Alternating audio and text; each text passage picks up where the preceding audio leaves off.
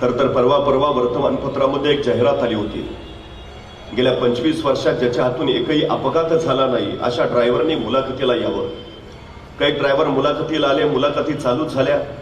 पहिल्या ड्रायव्हरला विचारलं, काय हो गेल्या 25 वर्षात तुमच्या हातून एकही अपघात नाही? तो म्हटला, अजिबात नाही, विषय नाही, प्रश्नच नाही, फक्त गाडी एकदा ब्रेक फेल झाली म्हणून दरीत कोसळलो, पण बाकी कुठं टच नाही. त्याला म्हटले चला बाजूला. दुसऱ्याला विचारलं, गेल्या 25 वर्षात तुमच्या हातून एकही अपघात नाही? तो म्हटला, अजिबात नाही, विषय नाही, प्रश्नच नाही, फक्त एक जण पुढनं येऊन माझ्या अंगावर आदळला तेवढंच काय ते, पण बाकी कुठं धक्का नाही. त्यालाही म्हटले चला बाजूला. तिसऱ्याला विचारलं, गेल्या 25 वर्षात तुमच्या हातून एकही अपघात नाही? तो म्हटला, अजिबात नाही, विषय नाही, प्रश्नच नाही, साक्षी पुरावे कागदपत्र सारं तपासलं, या माणसाच्या हातून गेल्या 25 वर्षात एकाही अपघाताची नोंद नाही. त्या मुलाखत घेणाऱ्याला आश्चर्य वाटलं. त्यानं न राहून विचारलं, गेल्या 25 वर्षात तुमच्या हातून एकही अपघात नाही, तुमच्या यशाचं रहस्य काय? तसा समोरचा ड्रायव्हर शांतपणे म्हणाला, गेल्या 25 वर्षापूर्वी माझी गाडीची मी एकदा गॅरेजला लावली, परत बाहेरच नाही काढली. ज्यांच्या गाड्या गॅरेजला त्यांचा अपघात व्हायचा विषयच येत नाही, पण ज्यांच्या गाड्या गॅरेजला त्यांना आयुष्यात कधी ध्येयही गाठता येत नाही. ही सगळ्यात महत्वाची वस्तुस्थिती आहे. ध्येय गाठायचं असेल तर गाड्या रस्त्यावर आणाव्याच लागतील, आणि रस्ते म्हणले तर खड्डे ठरलेले, टक्के टोलपे ठरलेले, ऊन वारं वादळ पाऊस हे सगळं ठरलेलं. ही सगळी झुंज जिंकणं ज्याला जमतं, हा सगळा संघर्ष सोसणं ज्याला साधतं, त्याला यश जिंकता येतं. ही सगळ्यात महत्वाची गोष्ट आहे. तुमचा संघर्ष जेवढा मोठा तेवढी तुमची उंची मोठी असते. 350 वर्षापूर्वी छत्रपती शिवाजी महाराजांच्या वाट्याला आलेला संघर्ष एवढा मोठा होता की जोपर्यंत चंद्र सूर्य राहतील तोपर्यंत छत्रपती शिवाजी महाराज तुमच्या माझ्या काळजामध्ये जिवंतच राहतील. स्वराज्य निर्माण करावं म्हणून स्वराज्य निर्माण नाही झालं. 50 वर्षाच्या आयुष्यामध्ये शिवाजी महाराजांनी जो संघर्ष केलाय त्याच्या पाठीमागची व्याप्ती जर बघितली तर या माणसानं काय केलं याचा विचार मनात आल्यावर मग मस्तक नतमस्तक झाल्याशिवाय राहत नाही. ही सगळ्यात मोठी गोष्ट. खरं तर शिवाजी महाराजांनी राज्य उभा केलं, पण स्वतःच्या राज्याचं नाव त्यांनी शिवराज्य नाही ठेवलं.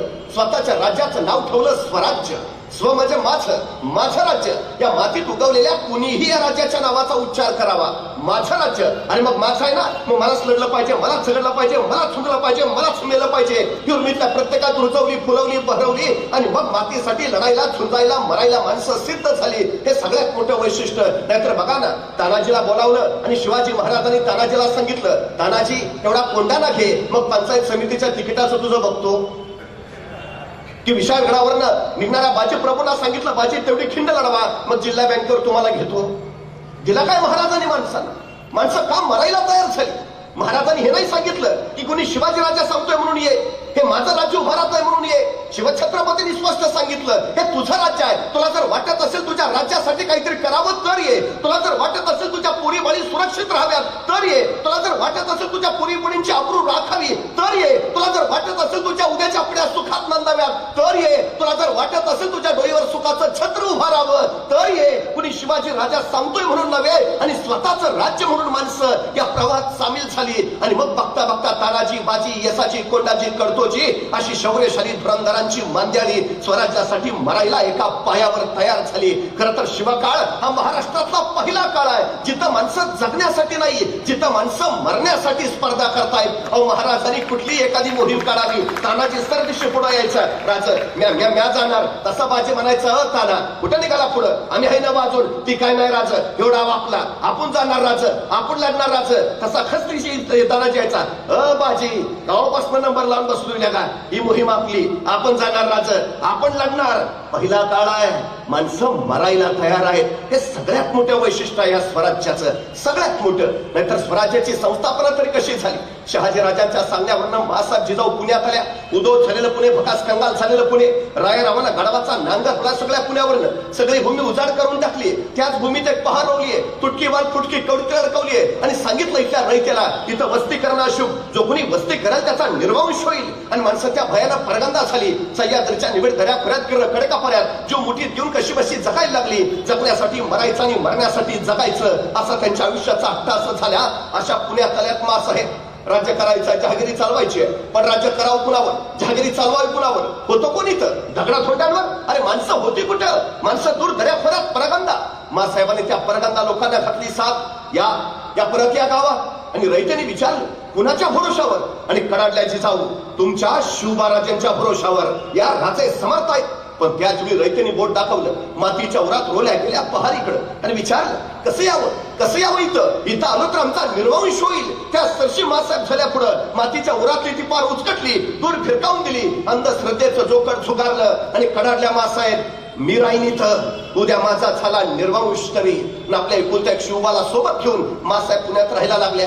बघता बघता रयतेला विश्वास आला, अरे मासाहेब राहताय तिथं, आपण का नाही. रेत परतू लागली, घर गजबजू लागली, गावं कुजूजू लागली. पण रयते पुढं पुन्हा एकदा प्रश्न पडला, गावात राहिलो घरात राहिलो, पण खावं काय प्यावं काय, शेती करावी तर पेरावं काय, काय आहे आपल्याकडं. आणि मोठाली महाराष्ट्रातली पहिली सहकारी संस्था उभा राहिली. त्या सहकारी संस्थेचं नाव होतं स्वराज्य आणि या संस्थेच्या संस्थापिका होत्या मासाहेब जिजाऊ. या स्वराज्य नावाच्या संस्थेतून इथल्या शेतकऱ्यांना बिबाऱ्या दिली, खतं दिली, बैल जोड्या दिल्या.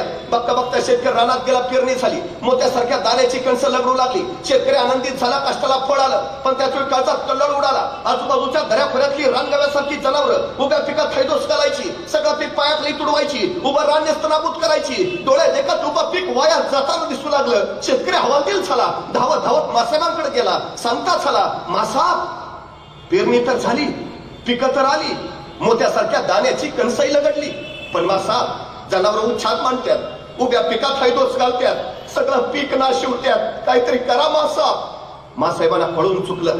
पिकं जगली तर शेतकरी जगेल, पिकं जगली पाहिजे.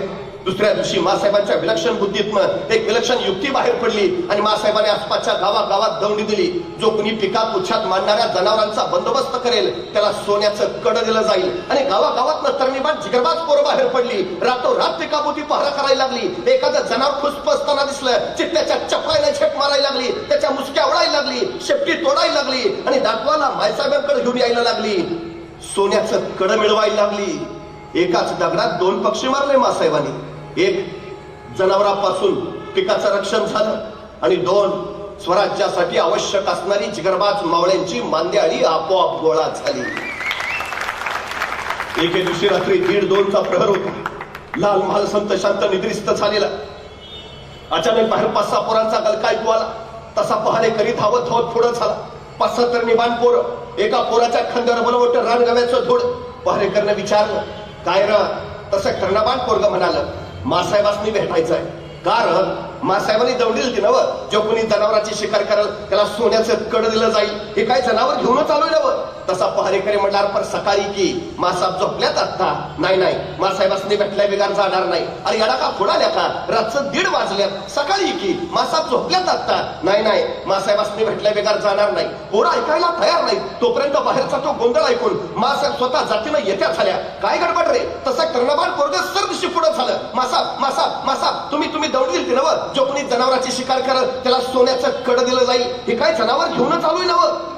मासाहेबांनी एकदा त्या पोराकडं, एकदा त्या जनावराकडे बघितलं आणि मासाहेब त्याला म्हणाल्या, अरे पण आम्ही दौंडीत असंही सांगितलेलं की अख्खं जनावर दाखवायला आणायची गरज नाही, नुसती शेपटी दाखवायला आणली तरी चालेल. हे अख्खं जनावर कशाला घेऊन आला?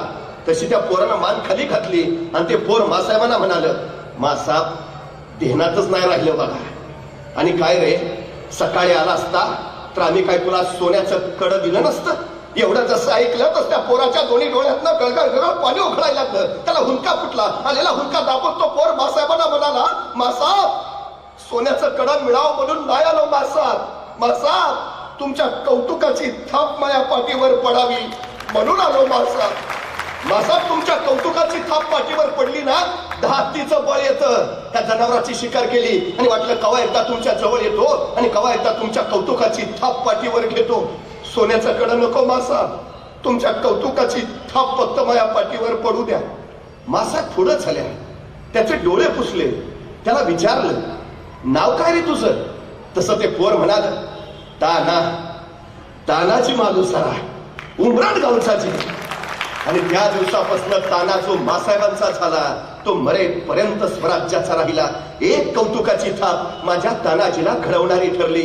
खरतर ज्या समाजामध्ये पाठीवर कौतुकाची थाप टाकणारी माणसं असतात त्या समाजामध्ये नररत्न उगवतात. आणि ज्या समाजामध्ये पाठीवर कौतुकाची थाप टाकणारी माणसं नसतात तिथं नररत्न कधी उगवत नसतात. स्वराज्य हे तलवारीच्या पाट्यावर नाही, स्वराज्य हे कौतुकाच्या थाप्यावर उभा राहिलंय. ही सगळ्यात महत्वाची वस्तुस्थिती आहे, सगळ्यात महत्वाची. नाहीतर बघा ना, औरंगजेब कुणी साधा नाही बरं. आशिया खंडातलं सगळ्यात मोठं साम्राज्य म्हणजे औरंगजेबाचं आणि आशिया खंडातलं सगळ्यात छोटं राज्य म्हणजे माझ्या शिवरायांचं. काबूल पासून कंदहार पर्यंत आणि गंगेपासून यमुनेपर्यंत ज्याच्या राज्याचा विस्तार असं औरंगजेबाचं बलाढ्य साम्राज्य तर अवघ्या 6.5 जिल्ह्यापुरतं पसरलेलं माझ्या शिवरायांचं स्वराज्य. औरंगजेबाच्या नुसत्या सरदारांची संख्या 14,500 आणि एका सरदाराच्या हाताखाली 50,000ची फौज म्हणजे 14,500 गुणिले 50,000 एवढा औरंगजेबाचं लष्करी सामर्थ्य.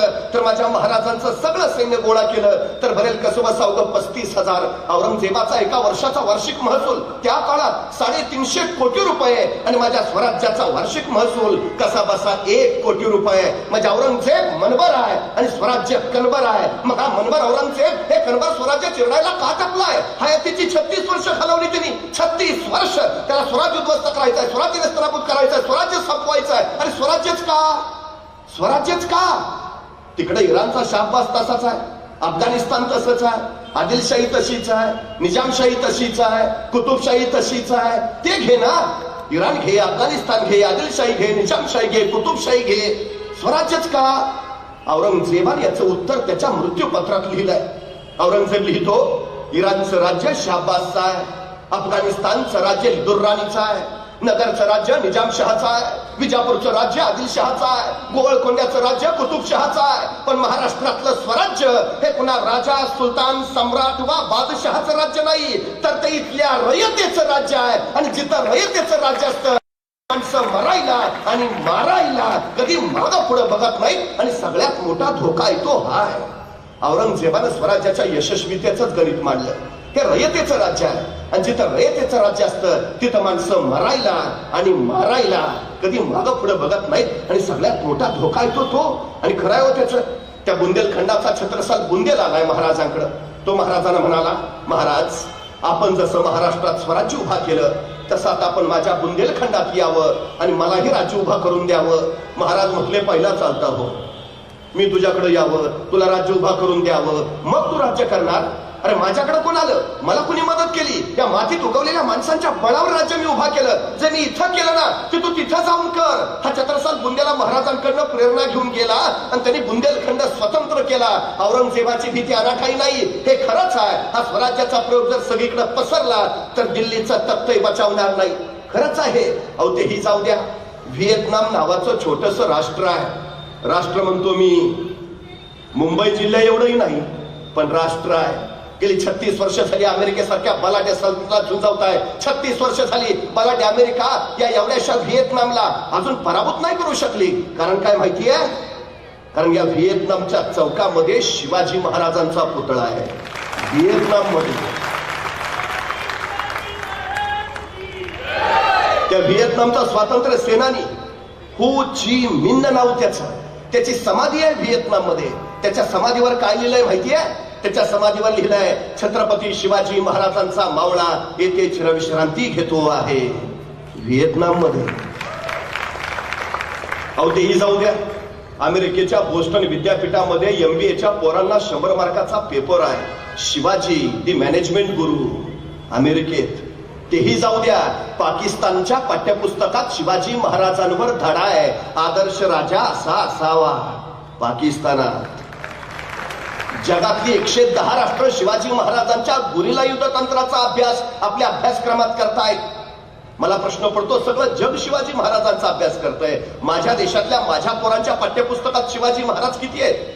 किती आहेत शिवाजी महाराज? एखाद्या मुलाला विचारावं, अरे किती आहेत शिवाजी महाराज? तो 4 मार्काला आहे.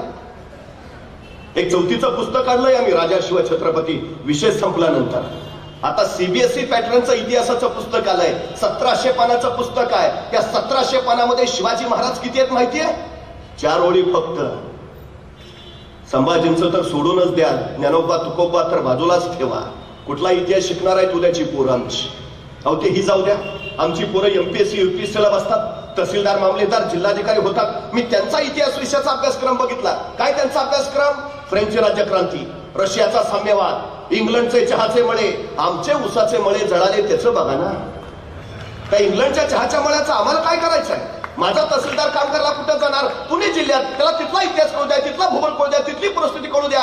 AC रूम मध्ये बसून आणि बिस्लरीतलं पाणी पिऊन दुष्काळावर उपाययोजना नाही करता येत, हे कधी कळणार आम्हाला?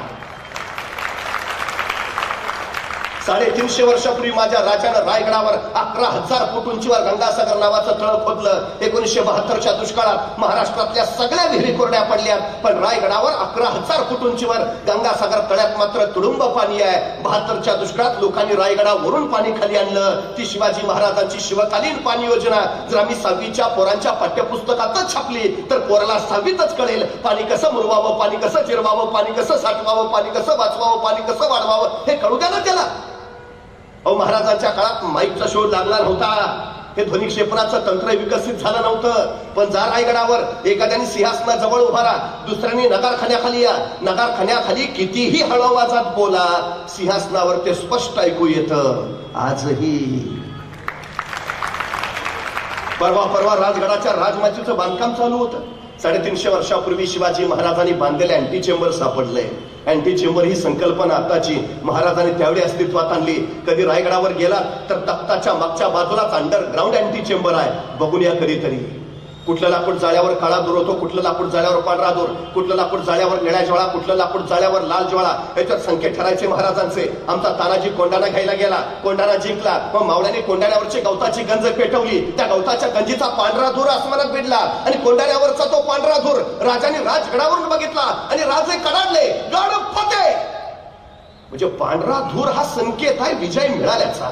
एखाद्या अशुभ बातमी असेल, रायगडावर काळा दूर केला जायचा, रायगडाचा काळा दूर तोरण्यावर दिसायचा, मग तोरण्यावर काळा दूर, तोरण्याचा काळा दूर राजगडावर दिसायचा, मग राजगडावर काळा दूर, राजगडाचा काळा दूर प्रतापगडावर दिसायचा, मग प्रतापगडावर काळा दूर, प्रतापगडाचा काळा दूर पाटणच्या दातेगडावर दिसायचा, मग दातेगडावर काळा दूर, दातेगडाचा काळा दूर प्रचितगडावर दिसायचा, मग प्रचितगडावर काळा दूर, प्रचितगडाचा काळा दूर कोल्हापूरच्या पन्हाळ्यावर दिसायचा, मग पन्हाळ्यावर काळा दूर, पन्हाळ्यावरचा काळा दूर सामनगडावर दिसायचा, मग सामनगडावर काळा दूर, सामनगडाचा काळा दूर रांगण्यावर दिसायचा, मग रांगण्यावर काळा दूर, रांगण्याचा काळा दूर पद्मदुर्गावर दिसायचा, मग पद्मदुर्गावर काळा दूर, पद्मदुर्गाचा काळा दूर स्वर्णदुर्गावर दिसायचा, मग स्वर्णदुर्गावर काळा दूर, स्वर्णदुर्गाचा काळा दूर सिंधुदुर्गावर दिसायचा, मग सिंधुदुर्गावर काळा दूर. महाराष्ट्रातल्या 360 किल्ल्यावर 1 तासाच्या आत मेसेज पोचायचा.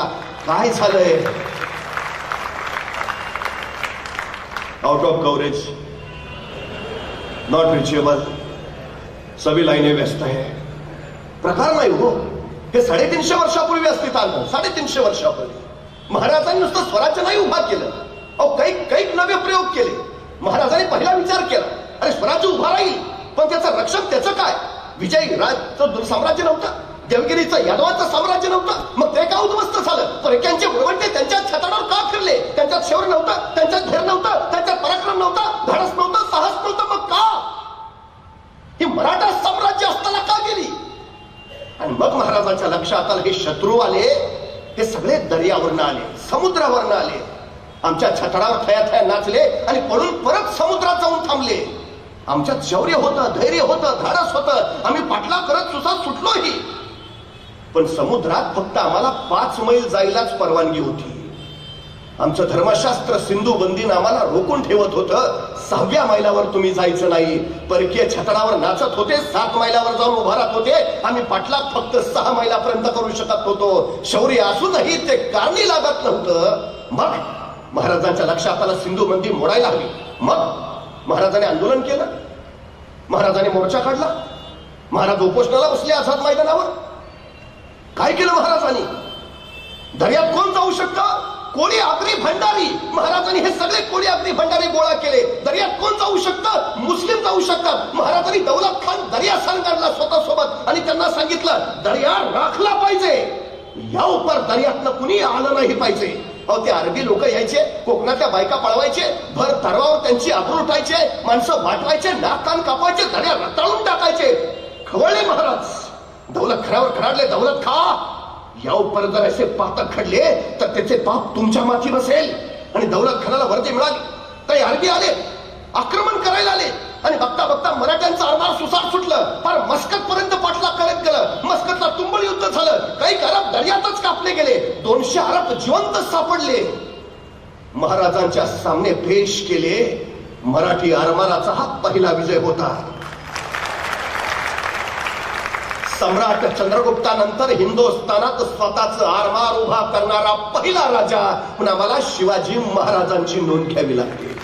पहिला आरमार, हिंदवी आरमाराचे जनक छत्रपती शिवाजी महाराज हे 200 अरब महाराजांच्या पुढे पेश केले. महाराजांनी बघितलं आमच्याच मातीतून आमचीच माती. दौलत खा आमच्या साताऱ्याच्या जवळ वासोट्याचा किल्ला आहे. व्याघ्रगड सुद्धा म्हणतात त्याला. ऐन डोंगरात आहे, भयान घनगर्द जंगल आहे. म्हणजे डोंगरात जसा भाग दबा धरून बसावा तसा तो व्याघ्रगड इतका भयान. जळवाचं साम्राज्य. डोंगरावरनं प्रवास करावा लागतो, नदीतनं जावं लागतं, मग केव्हा तरी तो व्याघ्रगड दिसतो.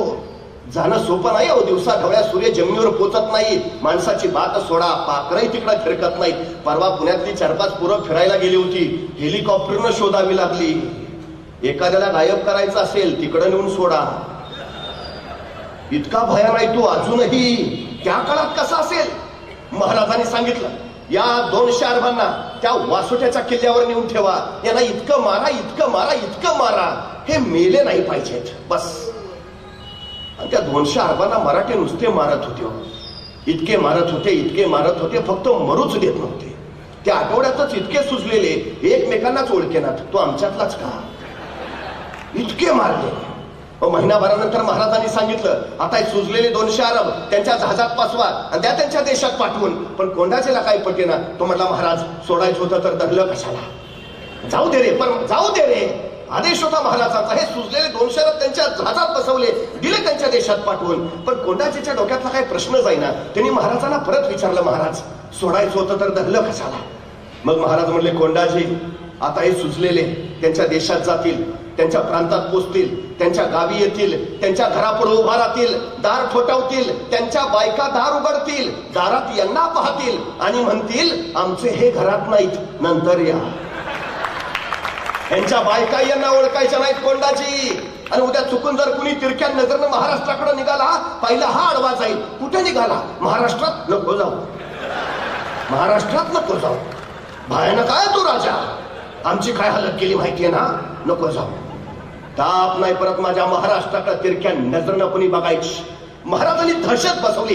कुणी नाही परत दर्यावरनं, एकही आक्रमण नाही. त्याच्यानंतर आक्रमण झालं फक्त आता 26/11ला. 350 वर्षापूर्वी महाराजांनी सांगितलं महाराष्ट्राला धोका जमिनीवरनं नाही, महाराष्ट्राला धोका समुद्रावरनं आहे. 26/11चा दहशतवादी हल्ला झाला. मग आम्हाला कळालं महाराज म्हणत होते ते खरं होतं. पण काय गेली 350 वर्ष आम्ही महाराज फक्त डोक्यावर घेऊनच नाचत बसलो. आम्ही महाराज डोक्यात कधी घातलेच नाहीत. डोक्यावरून मिरवण्यापेक्षा डोक्यात जर महाराज घातले असते तर 26/11चा दहशतवादी हल्ला सुद्धा रोखता आला असता. हे 350 वर्षापूर्वी केलं महाराजांनी. पण महाराजांना त्याच वेळी जाणीव आहे जी माणसं दुसऱ्याच्या खांद्यावर उभा असतात ती केव्हाही ढासळतात, पण जी माणसं स्वतःच्या पायावर उभा असतात त्यांना कोसळण्याचा धोका नसतो. स्वराज्य उभा करायचा आहे पण स्वतःच्या पायावर उभा केलं पाहिजे. अहो तत्कालीन काळात जहाजं इंग्रजांकडनं घ्यावी लागायची, तोफा पोर्तुगीजांकडनं घ्याव्या लागायच्या, दारूगोळा डाचांकडनं घ्यावा लागायचा. आणि त्यांनी जर देणं बंद केलं तर परिस्थिती कधी उद्भवू शकते. महाराजांनी त्याचा विचार केला.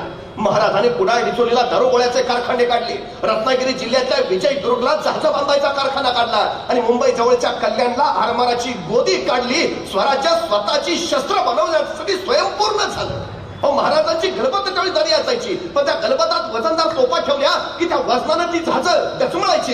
जहाज दचमळ की नेम चुकायचा, उपयोग नव्हता. आणि तोफेचा गोळा पुढे सुटला, दाब मागं पडला की जहाज पाण्यात पडायचं. महाराज विचार करायला लागले काहीतरी केलं पाहिजे. आणि अखेर महाराजांनी विचार केला. महाराज इथं कल्याणच्या कारखान्यात आले, सगळ्या कामगारांना गोळा केलं. मी सांगतो तसं जहाज तयार करा, मी सांगतो तसं. आणि महाराजांनी सांगितलं असं असं असं आणि तसं तसं जहाज तयार झालं. तत्कालीन काळात पाण्यावर अत्यंत जलद गतीनं पळणार, किती ओझं ठेवलं तरी पाण्यात न डचमळणार, तोफ्याचा गोळा पुढे सुटला, दाब मागं पडला तरी पाण्यात न बुडणार, असं विलक्षण जहाज महाराजांनी तयार केलं. ज्या इंग्रजांकडनं महाराजांना जहाज विकत घ्यावी लागायची त्या इंग्रजांनी महाराजांना पत्र पाठवलं, तुम्ही तयार केलेलं जहाज आम्हाला विकत देता का? जहाजाचं नाव ठेवलं संगमिरी जहाज. ही स्वराज्याची निर्मिती आहे. शिवछत्रपतीने इतका या हिंदुस्थानात दुसरा सृजनशील आणि निर्मितीक्षम राजा झाला नाही, अजिबात नाही. नवनिर्मिती करायला प्रोत्साहन दिलं. नंतर बघा ना शिवाजी महाराजांनी प्रत्येकाला यश कशात आहे स्वराज्याचं. या स्वराज्यात प्रत्येक जण सामील झाला. जोपर्यंत जनता तुमच्या सोबत नसते तुम्हाला राज्य करता येत नाही. असं सरकार लोकप्रिय असू शकत नाही. सरकार लोकप्रिय तेव्हा होतं तर जनतेला ते सरकार आपलं वाटतं. महाराजांनी ते केलं. वचननामा काय स्वराज्याचा? रस्ते नीट करतो, भारनियमन बंद करतो, बेरोजगारी हटवतो. काय महाराजांच्या स्वराज्याचा वचननामा काय? सर्वांस पोटास लावणी आहे बास. 18 पकड जातीची 12 बुद्धिधराची सारी सुतार लोहार चांबार न्हावी जोशी गुरववाणी मुलानी साडी मारी धनगर कोळी आगरी भंडारी सगळी. अरे कारखाने काढले. सुतारला काय मिळालं, लोहारला काय मिळालं, चांभारला काय मिळालं? प्रत्येक जण पोटाला लागला, स्वराज्यात सामील झाला. अहो सुतार सुद्धा ती फळी रांधताना कोण आनंदाने रांधायचा. आणि या फळीचं जहाज होणार आहे, ते जहाज दर्यात जाणार आहे, ते जहाजाने विजय मिळविल ना, मला अभिमान वाटेल. त्या जहाजाची फळी मी रांधलीये, मी. प्रत्येक जण सामील करून घेतला. प्रत्येक जण. स्वराज्याचं यश याच्यात आहे आणि त्याच्यापेक्षा महाराजांनी प्रत्येकाला जबाबदारी दिली. ही जबाबदारी तुझी. शिवकाळ हा जगातला एकमेव असा इतिहास आहे ज्या इतिहासात तुम्हाला कुणी जबाबदारी टाळतानाच दिसत नाही. एकदा दिली ना दिली बस, परत बघायचं नाही त्याच्याकडे. तो काम पूर्ण करणारच कोण विश्वास होता. आणि मावळ्याने तो राखलाही होता. मावळ्यापासून भावळ्यापर्यंत आणि सरदारापासून शिलेदारापर्यंत तुम्हाला एकही असा भेटणार नाही की ज्यानं जबाबदारी टाळली. अजिबात. अहो बघा, आमच्या तानाजीनं पोराचं लग्न काढलंय. पत्रिका द्यायला तो महाराजांकडे गेला. महाराजांना म्हणाला, राज रायबाच्या लग्नाला यायचं बरं का. मात्र राजांची नजर आहे कोंडाण्यावर. आणि कोंडाण्याकडे पाहता पाहता राजे तानाजीला म्हणाले, ताना कोंडाणा घ्यायचं म्हणे आहे रे. तसा सर्दी सुटला तानाजी. आता त्या पत्रिका फेकल्या. राजा आधी लगेच कोंढाण्याचं मग रायबाचं. आणि पोराचं लग्न टाकून तानाजी कोंढाण्याचं लग्न करायला गेला. गेला गेला गेला असा गेला की रायबाचं लग्न करायला परत आलाच नाही. मला राऊंड राऊंड प्रश्न पडतो, त्या तानाजीच्या जागी आजचा तानाजी असता तर नाही तिने पोराचं लगीन काढावा. पत्रिका द्यायला तो महाराजांकडे जावा आणि महाराजांनी म्हणावा, ताना कोंडाणा घ्यायचं म्हणे आहे रे. सर्दी सुटला असता तानाजी. बोलता काय राजा, पोराचं लगीन काढले राव, पुन्हा ते लगीन सराय हो की परत. फरक आहे. नंतर पन्हाळगडाच्या वेड्यातनं राजा निसटले. बाजी प्रभू सिद्धोजीनाथ निंबाळकर सोबत आहेत. राजे पुढाले गजखिंडीत आले आणि त्यावेळी वार्ता मिळाली शत्रू पाठलागावर आहे. राजाने बाजी प्रभूंना सांगितलं, बाजी खिंड तुम्ही लढवा. काय मोजक्या जमानिशा मी पुढे जातो, तोपर्यंत बाजी खिंड तुम्ही लढवा. सगळी जबाबदारी बाजीवर. पण थोडी बाजी असं नाही म्हटले, राज सकाळपासून अंगात जरा कणकणच आहे, बाकी दुसरं कोण सापडतंय काय, परत आहेच की मी. जबाबदारी टाळली नाही, शिर तुटलं, पण बाजीचं धड तलवार फिरवत राहिलं. जबाबदारी पाळणं याला म्हणतात. हल्ली आमच्याकडे जबाबदारी टाळणं याच्याशिवाय दुसरा उद्योग नाही. बघा ना, या देशाच्या लोकशाहीनं 18 वर्षानंतर आम्हाला मतदानाचा मूलभूत अधिकार दिला. आमची जबाबदारी आहे देशाच्या विकासासाठी चांगली माणसं सत्तेत यावी, यासाठी आम्ही मतदान करावं. जबाबदारी आमची. किती टक्के जबाबदारी पार पाडतो? किती टक्के मतदान होतं आमच्याकडं? 30%, 35%, 40%, 45%, 50%, 55%. डोक्यावरनं पाणी 60%. म्हणजे 40% लोक आपला मतदानाचा मूलभूत अधिकार बजावत नाही, जबाबदारीच चालत नाही. आणि मग आम्ही म्हणतो देश भरकटलाय, भ्रष्टाचार वाढलाय, असं झालंय, तसं झालंय. तू ग, तुला तुझी साधी मतदानाची जबाबदारी पार पाडता येत नाही, तू काय सांगतो? तुला बोलायचा अधिकार नाही, अजिबात नाही. ज्या दिवशी माझ्या देशात 100% मतदान होईल त्या दिवशी एकही चुकीचा माणूस सत्तेत आलेला नसेल, एकही. आणि मला एक कळत नाही, काय अडचण काय मतदान करायला? मतदान करायला काय पैसे पडतात? हल्ली मिळतात. ती ना आमची शोकांतिका लोकशाहीची. अहो ते जाऊ द्या, साधी गोष्ट सांगतो तो. आमची मुलं असतात टू व्हीलरवर, गाडीवर, बाईकवर बसलेली, संकट रस्त्याने चाललेली असतात, बाहेर स्पीड. अचानक पुढे बोर लागतो, नो एंट्री. आता बोर लावलाय, नो एंट्री, प्रवेश निषिद्ध, या रस्त्यानं नका जाऊ. तरी मागचा पुढच्याला म्हणतो घाल की, त्याला काय होत आहे? ते घालतं नो एंट्री गाडीत. मग ते हवालदाराला येतो, पावती फाडा. मागचा म्हणतो साहेब घ्या ना मिटवून. नाही 300ची पावती फाडा. हो साहेब घ्या ना मिटवून. नाही पावती फाडा. हो साहेब घ्या ना मिटवून. मग यांचं कसं कसं मिटवलं जातं. त्यांची गाडी तिथून जरा पुढे येते आणि गाडी जरा पुढे आली की मग मागचा पुढच्याला म्हणतो भ्रष्टाचार जास्तच वाढलाय नाही. हवालदार काय तुझ्या घरी आलता का? ते बिचारा निमूटपणे त्याची ड्युटी करतोय, त्यालाही कामाला लावला. शर्टाचं पहिलं बटन चुकलं की बाकीची बटणं आपोआप चुकत जातात. आणि शर्टाचं पहिलं बटन बरोबर लागलं, बाकीची बटणं न बघताही बरोबर लागतात. पहिली चूक आपली असते. आपण सरळ चाललो ना, बाकीचे दोरीतच चालणार. गरज आहे आपण सरळ चालायची, आपण आपली जबाबदारी पार पाडायची. अहो तो जपानी माणूस केळाची साल सुद्धा कधी जमिनीवर टाकत नाही, चुकून टाकत नाही. तो मातृभूमी आहे माझी, आई आहे माझी, तिच्या अंगावर केळाची साल टाकायची, हिचा अपमान केल्यासारखं नाही का? अहो केळाची साल टाकत नाही तो जमिनीवर, थुंकायचं लांबच. आमच्याकडे जिथं बोर्ड येते थुंकू नका, तेच रंग जास्त. काय जबाबदारी पाहतो आम्ही. अहो या मागच्या उन्हाळ्यात काही लोकांनी पानपोळ्या काढल्या. म्हणजे आल्या गेल्या लोकांची तहान भागावी म्हणून पानपोया काढल्या. पानपोईवर ग्लास ठेवला, पण ग्लास सुद्धा साखळीने बांधून ठेवला. का? गॅरंटी नाही माणूस पाणी पिल पण ग्लास ठेवेल का? अरे काय प्रकार आहे. अहो, शिवाजी महाराजांना पन्हाळा घ्यायचा आहे, पण पन्हाळ्यावर दुश्मन आहे 36,000 आणि महाराजांची सगळी फौज गोळा केली तर भरेल कशमेशावगी 7,000 आणि महाराज 7,000 फौजेच्या बळावर 36,000 दुश्मन असलेला पन्हाळा घ्यायचं म्हणतायत. महाराजांनी बैठक बोलावली. अनाज दत्तो, मोरोपंत, प्रल्हादपंत, बळाजावची, तानाची, येसाची, कोंडाची, कडतोची सगळे समोर. आणि महाराजांनी विचारलं, पन्हाळा घ्यावा म्हणतो, पण पन्हाळ्यावर दुश्मन 36,000. कोण जातो? कोण जातो? कोण घेतो पन्हाळा? अहो, सगळे चिडीचूप. दुसऱ्याच्या मतदारसंघात जाऊन निवडून येणं सोपं आहे का? 36,000 दुश्मन आहे तिथं. महाराजांनी पुन्हा विचारलं, कोण जातो?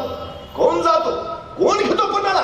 तसा उठून उभा राहिला कोंडाची. महाराज, म्या जातो, म्या घेतो पन्हाळा. भले पट्टी शाबास, कोंडाची घ्या घ्या घ्या, तुम्ही पन्हाळा घ्या. वा. आणि मग महाराजांनी विचारलं, पण कोंडाजी, पन्हाळ्यावर दुश्मन 36,000, तुम्हाला तुमच्या सोबत किती फौज हवी? किती हवी फौज? तसा कोंडाजी म्हटला, द्या 50-60 मावळं. राजे म्हणले, 50-60 मावळं? कोंडाजी 36,000 दुश्मन आहे, 50-60 काय मागता? तसा कोंडाजी म्हटला, तसं काहीच नव्हतं मागणार, पण ते लईच विचित्र दिसलं असतं म्हणून म्हणलं त्या 50-60 मावळं. अरे काय माणूस, एकटा जायला तयार आहे, एकटा लढायला तयार आहे, एकटा जबाबदारी घ्यायला तयार आहे. आमच्याकडे एखाद्याला सांगा की करतोस का रे तेवढं, त्याला द्या ना जोडीला. काय नीतच कळत नाही मला. अहो, ते आमच्याकडे मुलगी बघायचा एक सोहळा असतो. ते नवरा मुलगा, त्याचे मित्र, घरातले सगळे ज्येष्ठ असे सगळे मिळून मुलगी बघायला जातात. मग ते मुलगी दाखवण्याचा कार्यक्रम चालू होतो. मुलगी दाखवली जाते, मग ते प्रश्न वगैरे विचारून होतात. मग ते पोहे, चहा वगैरे सगळं आटपतं आणि मग सगळं आटपत निघालं. मग कुणीतरी एखादा ज्येष्ठ म्हणतो, आता नवऱ्या मुलानं सांगाव मुलगी कशी आहे. आता नवऱ्या मुलावर पाळी आली की नवरा मुलगा शेजारच्या मित्राला कोपरान डोसवतो, तुला कशी काय वाटते? अरे त्याला काय करायचं? तेवढी तरी जबाबदारी घे ना. काय जबाबदारी टाळण्याशिवाय उद्योग नाही. माझा कोंडाजी एकटा जायला तयार आहे, माझा कोंडाजी एकटा लढायला तयार आहे. तरी महाराजांनी त्याला 1,500ची फौज दिली, सोबत तानाजी दत्तोना दिलं आणि कोंडाजी निघाला. 6 मार्च 1673 रात्रीच्या 12:30 वाजता कोंडाजी पन्हाळ्यावर पोहोचला. रात्रीच्या 12:30 वाजता. आता महाराजांच्या सगळ्या लढाया रात्रीच्या, दिवसा हालचाल नाही. कोंडाणा घेतला रात्री, तोरणा घेतला रात्री, पुरंदर घेतला रात्री आणि त्यातल्या त्यात निम्म्याच्या वर लढाया अमावस्येच्या रात्री. म्हणजे दिवस शुभ आहे का? मुहूर्त काढलाय का? प्रस्थानाची वेळ काय? प्रकार नाही. हल्ली आमच्याकडे फॅड बाहेर. आमच्या घरातला करता माणूस कामाला बाहेर पडतो, 5-6 पावलं जातो, 7व्या मिनिटाला परत घरात. बायको विचारते, काय झालं? मांजर अडवं गेलं. मला राऊंड प्रश्न पडतो, त्या मांजरला काय वाटत असेल हे अडवं गेलं.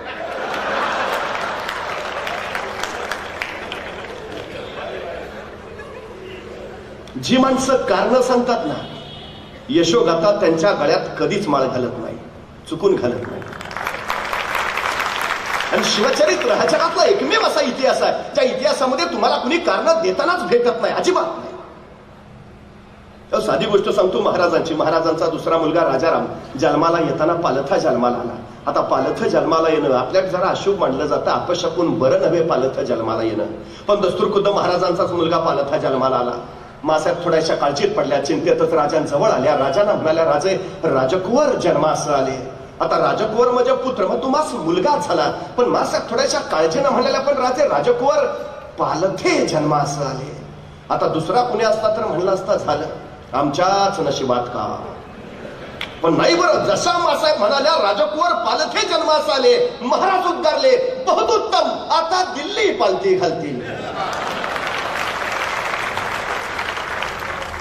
पालथे जन्मास आले, आता दिल्ली पालथी घालतील. हा सकारात्मक दृष्टिकोन आहे. शिवचरित्रात तुम्हाला जागोजागी तो दिसतो. माझा कोंडाची तो दृष्टिकोन घेऊन आलाय. रात्रीच्या 12:30 वाजता आलाय. आता महाराजांनी त्याला 1,500ची फौज दिली. किमान दिलेल्या 1,500 फौजेचा तरी वापर करावा का नाही. त्याने अनाज दत्तोना सांगितलं, अवघं 60 गडी माझ्या संगती द्या, बाकीचं हतच पाय त्याला पांगून उभा करा आणि प्रत्येकाच्या हातात 4-4, 5-5 मशाली द्या. अनाज दत्तो म्हणले, ठीक आहे. सगळी माणसं पायथ्याला पांगून उभा केली. प्रत्येकाच्या हातात 4-4, 5-5 मशाली दिल्या आणि अवघे 60 गडी घेऊन कोंडाची गडाच्या मागच्या बाजूला गेला. एक कडा हेरला, दोर फेकला. मराठे सरसर वर चढले. वरचे पेंगुळलेले पारेकरी सपासप कापून काढले. खुलेआम कत्तला रमली. आकृष्किंकळे आरोडा रक्ताच्या चिरकड्या मुर्द्यांसाठी प्रतांचं खातं यात्रांचा हल्ला कदोल उडाला. तोपर्यंत कोंडाची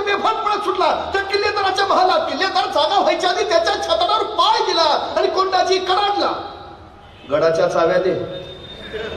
त्या किल्लेदाराला सुचायचं बंद झालं. तू इकडं तिकडं खाली बघूच नको.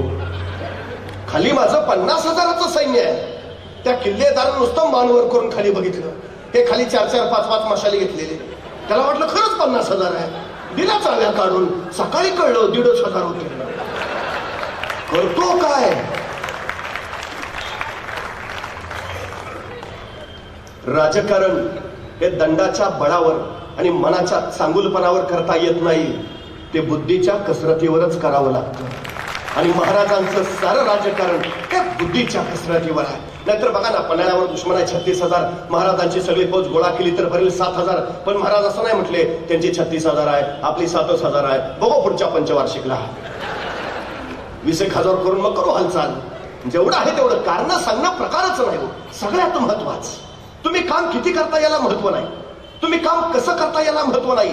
तुम्ही तुमच्या कामाचं नियोजन कसं करता हे फार महत्वाचं आहे. आणि शिवचरित्र या नियोजनाचा, व्यवस्थापनाचा सर्वोत्कृष्ट नमुना आहे. 50 वर्षाचं आयुष्य आहे महाराजांचं. पण 50 वर्षात एक घटना नाही, एक प्रसंग नाही की ज्याचं महाराजांनी नियोजन केलं नाही. चुकून नाही. एकही घटना नाही की ज्याचं महाराजांनी नियोजन केलं नाही. फक्त एक आणि एकमेव घटना ज्याचं महाराजांनी नियोजन केलं नव्हतं.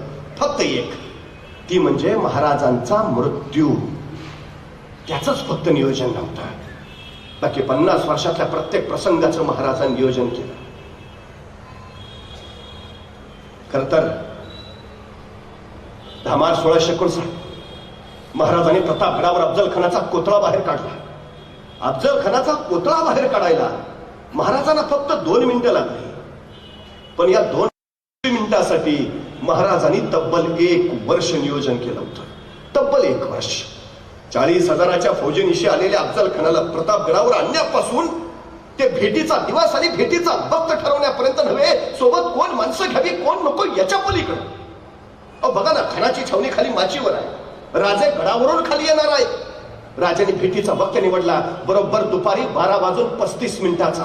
आता 12:35 का? कारण सूर्य बरोबर माथ्यावर येतो. मग आता सूर्य माथ्यावरच का? तर राजे गडावरून निघाले तर सूर्याच्या त्या लक्क प्रकाशात खानाची छावणी हालचाल स्पष्ट दिसावी. पण खानानं जर राजांकडे बघायचं म्हटलं तर सूर्याची किरण त्याच्या डोळ्यात घुसावी. त्याला काही दिसू नये. वक्त बरोबर दुपारी 12:35. 12:30 वाजता गड सोडलेले राजे खानाच्या छावणीच्या बाहेर दुपारी बरोबर 2 वाजता पोहोचले. आता सोबत माणसं कोण महाराजांच्या? तानाजी आहे, यसाजी आहे, बाजी आहे, कर्तोजी आहे, कोंडाजी आहे. यापैकी कुणी नाही. महाराजांनी या वक्ती घेतला जीवा महाला. या वक्ती सोबतीला घेतलाय संभाजी कावची. तुम्ही शिवचरित्र सगळं बघा. एक व्यक्ती परत महाराजांनी परत नाही वापरली. चुकून नाही. कुठलंही घ्या.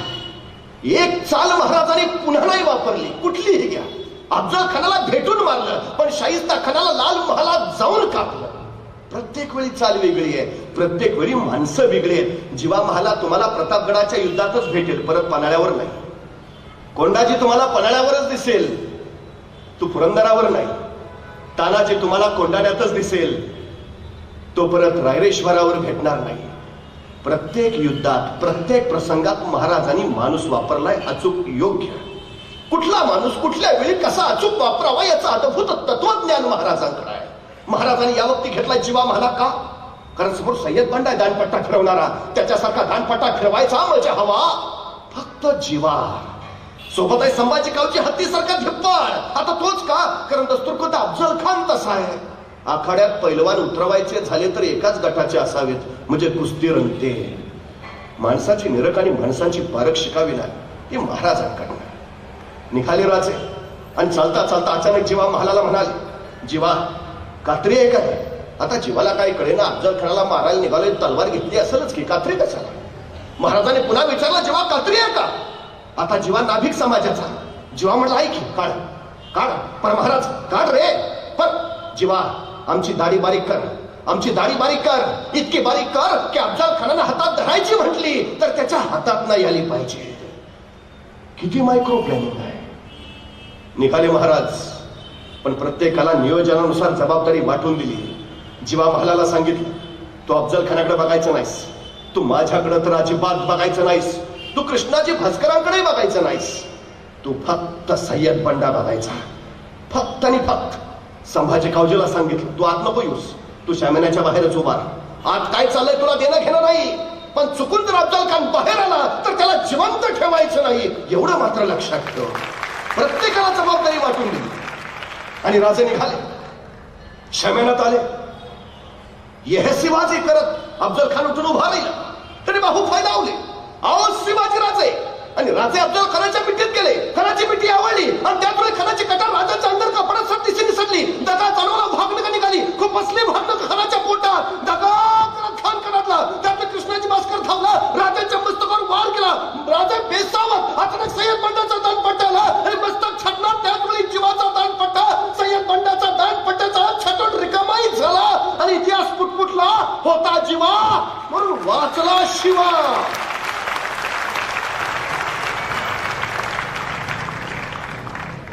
प्रश्न फक्त एक आहे, जीवा महालाने फक्त 1 सेकंद उशीर केला असता तर, फक्त 1 सेकंद, फार नाही, फक्त 1 सेकंद,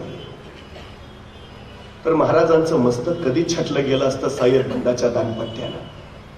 आणि मग कळतं महाराजांचं नियोजन तिथं जीवा महालाच का, त्याला तेवढीच जबाबदारी का. महाराज तिथून धडक निघाले. ठरलं होतं असं की सगळ्यांनी पहिल्या दिंडी दरवाजावर जाऊन भेटायचं. राजे पोहोचले. पाठपाठ एक अंगरक्षक गोळा झाला. राजाची नजर भिरभिरली. 1 2 3 4 5 6 7 8 9 9 9 जाताना तर 10 होते. एक कोण राहिला मागं, एक कोण राहिला मागं.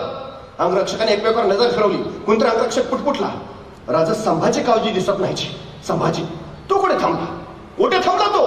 तोपर्यंत संभाजी कावजी पाठीमागून थापा टाकत येताना दिसला. राजाने विचारलं, संभाजी कुठे थांबला होता, कुठे रुकला होता. एवढं ऐकल्याबरोबर संभाजीने आपला हात वर केला. त्याच्या हातात अफजल खानाचं मस्तक होतं. ही कापाय मागं थांबलं होतं. राजे म्हणले, संभाजी पण हे आपल्या नियोजनात नव्हतं, हे नव्हतं आपल्या नियोजनात, हे नसतं धाडस का केलं का. तर संभाजी म्हणला, राजा तुम्ही खानाच्या पोटात भागणं खूप असली, पण म्हणलं मरतय का नाही म्हणून आणलं का. राजे म्हणले, संभाजी आम्ही खानाच्या पोटात जी भागणं का खूप असली त्याला जहरी जालिम विष लावलेलंच होतं. खान ऐसा तैसा वाचणार नव्हताच. मग हे नसतं धाडस का केलं, नियोजना बाहेर का केलं. संभाजी, यदा कदाचित तुम्ही खानाचं मस्तक छट असताना पाठीमागून तुमच्या मस्तकावर कोणी वार केला असता तर काय जबाब दिला असता मी तुमच्या आईला. तुमच्या आई तर म्हणाले असते, शिवाजींनी स्वतःचा जीव वाचवला पण माझा लेख मात्र खर्ची घातला नाही. संभाजी, एक वेळा अफजल खान नाही मेला तरी चालेल, पण स्वराज्याचा एकही मावळा खर्ची पडता कामा नये. अरे पोटच्या पोरासारखं प्रेम केलं राजाने आपल्या सैनिकांवर. उगाच नाही म्हणून तर माणसं मरत राहिली स्वराज्यावर. आणि मावळ्यांच्या या शौर्यावरच तर उभा राहिलं रायगडावर 32 मनाचं स्वर्ण सिंहासन. पण हे फक्त शौर्यावर नव्हतं, हे चरित्र घडलं होतं चारित्र्यातून. शिवरायांचा सगळ्यात मोठा पैलू आहे. काही माणसं पराक्रमी असतात पण चारित्र्यशील असतातच असं नाही. काही माणसं चारित्र्यशील असतात पण ते पराक्रमी असतातच असं नाही. पण जो माणूस पराक्रमी आहे आणि पराकोटीचा चारित्र्य संपन्न आहे असा महापुरुष म्हणून शिवरायांनी शिवाय दुसरं नाव नाही. ही सगळ्यात महत्वाची गोष्ट. अहो, शिवाजी महाराजांनी अवघ्या 100 मावळ्यांसोबत लाल मालावर छापा मारला. बघता शिवरायांचा छापा आल्याचं बघितल्यावर शाहिस्ता खान ते पळत सुटला. अखेर लपला कुठं, बायकांच्या गराड्यात. कारण त्याला माहिती आहे शिवाजी राजा बाई माणसाला कधीच हात लावत नाही. आपल्यासाठी सुरक्षित जागा जर आता कुठली असेल तर आपल्या बायकांचा गराडा तो तिथंच लपून बसला. काय विश्वास आहे बघा महाराजांच्या चारित्र्यावर शत्रूला असता. आणि खरं होतं शाहिस्ता खान राण्याच्या घराण्यात आहे. महाराजांनी बघितलं आणि महाराज जागच्या जागी थांबले पडद्याच्या मागं. श्वास मंद केला, हालचाल मंद केली, इतकी की जाऊन शाहिस्ता खानाला वाटलं बहुतेक महाराज गेले. आणि शाहिस्ता खान अलगद राण्याच्या घराण्यातनं बाहेर पडला. राजाला चाहून आणले चित्त्याच्या चपल राजे झेपावले. शाहिस्ता खान पळत सुटला, राजे धावले आणि खिडकीतनं उडी मारला. त्यातलं शमशेर चालली. राजाला म्हटलं गर्दनच मारली, पण जीवावरचं बोटावर उभा. मला हे नाही सांगायचं तुम्हाला, या शाहिस्ता खानाला रोजच्या रोज डायरी लिहायची सवय आहे. शाहिस्ता खान गुरुजी नावानं त्याची ती डायरी प्रसिद्ध आहे. त्या डायरीमध्ये त्याने हा लाल महालाचा सगळा प्रसंग रेखाटलाय. त्यात तो लिहितो की शिवाजी राजे वाऱ्यासारखे आले आणि तीरासारखे निघून गेले. काही वेळानंतर लाल महालातला गोंधळ थांबला आणि मग शाहिस्ता खानाची एक बहीण धावत शाहिस्ता खानाकडे आली. भाईजान मेरी बेटी गायब है भाईजान. तर शाहिस्ता खान तिला म्हणाला, जर शिवाजींच्या माणसाने तुझी पोरगी पळवली असेल तर बेफिक्र रहा, शिवाजी पोटच्या लेखीसारखीच तिची काळजी घेईल. हे शाहिस्ता खान लिहितो. काय विश्वास आहे महाराजांच्या चारित्र्यावर. अहो पण कशाला महाराजांची माणसं त्या पोरीला उचलतील. ती भीतीपोटी तिथंच एका पिंपात लपून बसलेली, ती सापडली नंतर. तेही लिहिलंय शाहिस्ता खानानं. पण महाराजांच्या चारित्र्याचा सुरेख पैलू शाहिस्ता खानानं त्यावेळी नोंदवून ठेवला, हे महत्वाचं. खर तर या सगळ्या गुणांच्या बळावर रायगडावर स्वातंत्र्याचा सूर्य प्रकटला. राजे हे छत्रपती झाले. या अंमल्यांच्या पातशाहीमध्ये एक मराठा एवढा पातशाह झाला, ही गोष्ट काही साधी झाली नाही, असं बखरकारांनी त्याचं वर्णनही केलं. खर तर शिवरायांचा राज्याभिषेक होऊ नये म्हणून औरंगजेबाला जंग पछाडलं. राज्याभिषेक रोखायची जबाबदारी सुद्धा त्यांनी दिली होती. ती श्रीगोंद्याच्या शेजारी भीमेच्या काठावर बहादूरगड नावाचा एक किल्ला आहे. त्या किल्ल्यावर त्याचा दूध भाऊ होता. त्याचं नाव होतं खान जहान बहादूर खान कोकलताश हैबत जंग. कसं जोरदार नाव आहे, खान जहान बहादूर खान कोकलताश हैबत जंग. आता काय काय लोक विचारतात त्याची बायको कसं नाव घेत असेल. आपल्याला काय करायचंय, नाव जोरात आहे ना, खान जहान बहादूर खान कोकलताश हैबत जंग. पूर्वी आपली सुद्धा नावं जोरात होती हो. शिवाजी, संभाजी, तानाजी, बाजी, येसाजी, कुणी नाव घेऊ द्या, त्याला जी म्हणावंच लागायचं. मालक होतो आपण.